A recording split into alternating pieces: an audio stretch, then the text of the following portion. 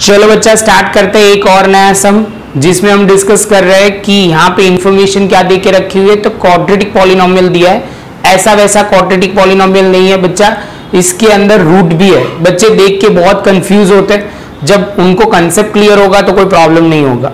तो first of all बच्चा quadratic polynomial है, उसके जीरो ढूंढना है और उसके बाद आप बोलोगे जीरो को कंपेयर करना है किसके साथ, कोएफिशिएंट ऑफ पॉलिनोमियल के साथ हमें कंपेयर करना है। थोड़ी इंफॉर्मेशन छोटी है लेकिन लिखेंगे तो क्लियर हो जाएगा। इंफॉर्मेशन क्या दे के रखा हुआ है, find out the zero of quadratic polynomial, जहां पे ये क्वाड्रेटिक पॉलिनोमियल दिया हुआ है, and verify the relationship between zero and coefficient. तो फर्स्ट ऑफ ऑल बच्चा स्टार्ट करते हैं, जो दिया हुआ है वही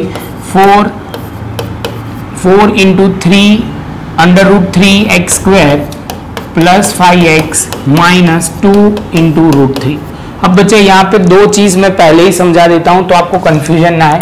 रूट 3 इंटू रूट 3 हो जाएगा, आप बोलोगे 3। Same way root 5 into root 5 multiply करते हैं तो रूट निकल जाता है, कहने का मतलब वो है।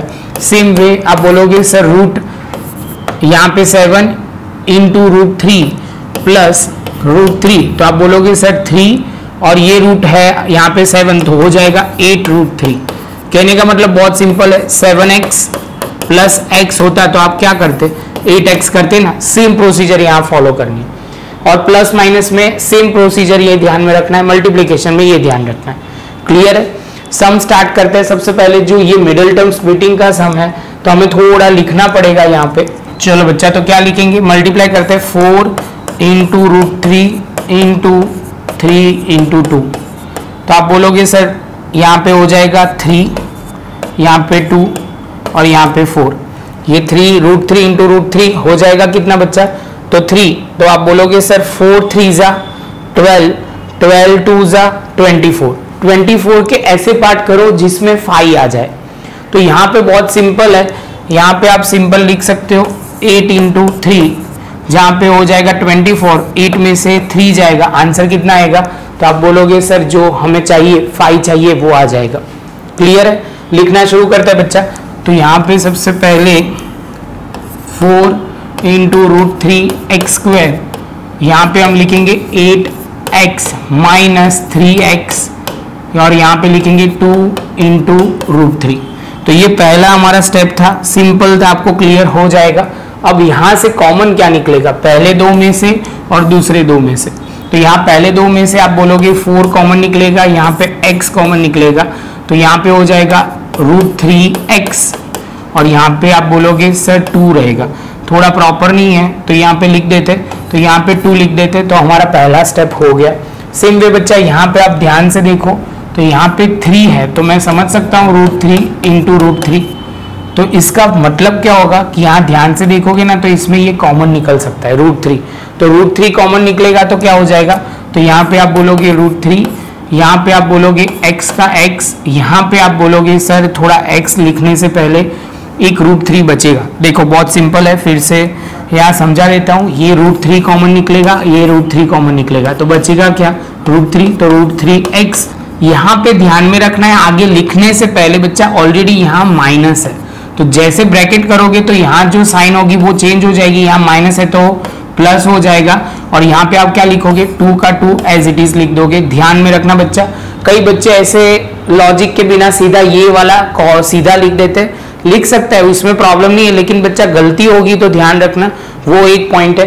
बाकी दोनों ब्रैकेट हमारे तो लॉजिकली सही आ गए, तो हम लिखेंगे रूट 3x प्लस 2 और यहाँ पे आप बोलोगे 4x माइनस रूट 3 और इज इक्वल टू 0 लिखेंगे हम, क्योंकि हमें अल्टीमेटली तो 0 ही ढूंढना है।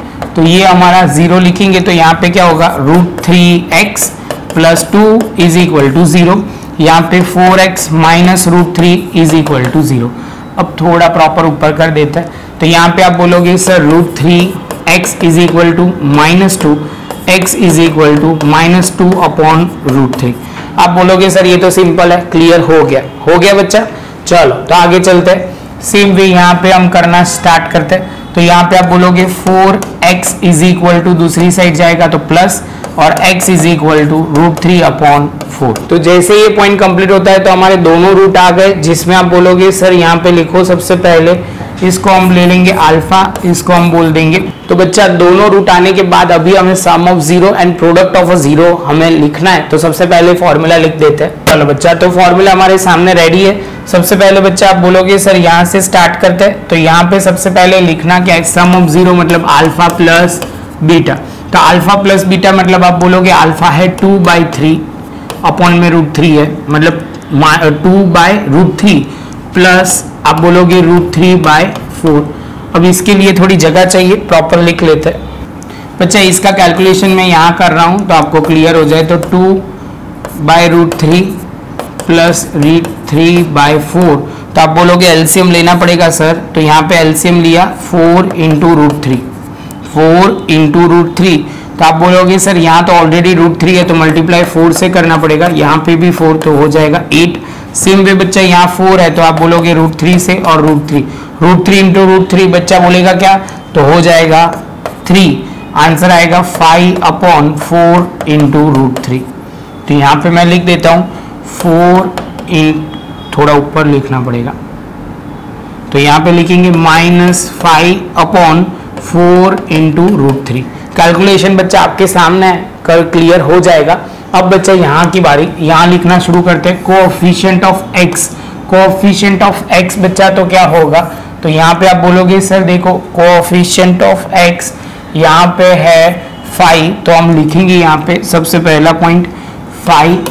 कोएफिशिएंट ऑफ x² तो है 4 × √3 और हमारा आंसर टैली हो जाएगा। आई होप बच्चा आपको ये पॉइंट समझ में आ रहा है, इतना डिफिकल्ट है नहीं। चलो आगे चलते हैं। प्रोडक्ट ऑफ जीरो मतलब अल्फा × बीटा। तो अल्फा × बीटा तो हमारे पास है -2/√3 × √3/4। तो ये √3 कट, यहाँ से 2 2 हो जाएगा तो 1/2 हमारा आंसर आ जाएगा। क्लियर है, माइनस में 1/2। अब यहाँ बात करते हैं कांस्टेंट टर्म बच्चा। तो कांस्टेंट टर्म है 2 × √3 और कोएफिशिएंट ऑफ x² तो 4 × √3। तो बस बच्चा ये √3 कट, यहाँ से 1/2 हो जाएगा। और बच्चा ध्यान में रखना ये माइनस में, देखो आगे कोएफिशिएंट की साइन जो है वो माइनस की है, कांस्टेंट टर्म की, तो माइनस लिखा तो आंसर फाइनल आ जाएगा 1/2। और बच्चा ये दोनों वेरीफाई हो गए। सम ऐसे डिफिकल्ट नहीं है, हाँ लेकिन लॉजिक क्लियर होगा तो प्रॉब्लम नहीं होगा, अदरवाइज तो मैजिक कई जगह पे लगेगा ही आपको। तो प्रॉपर नोटबुक में लिख लो बच्चा। मिलते हैं नेक्स्ट लेक्चर में नए एक सम के साथ।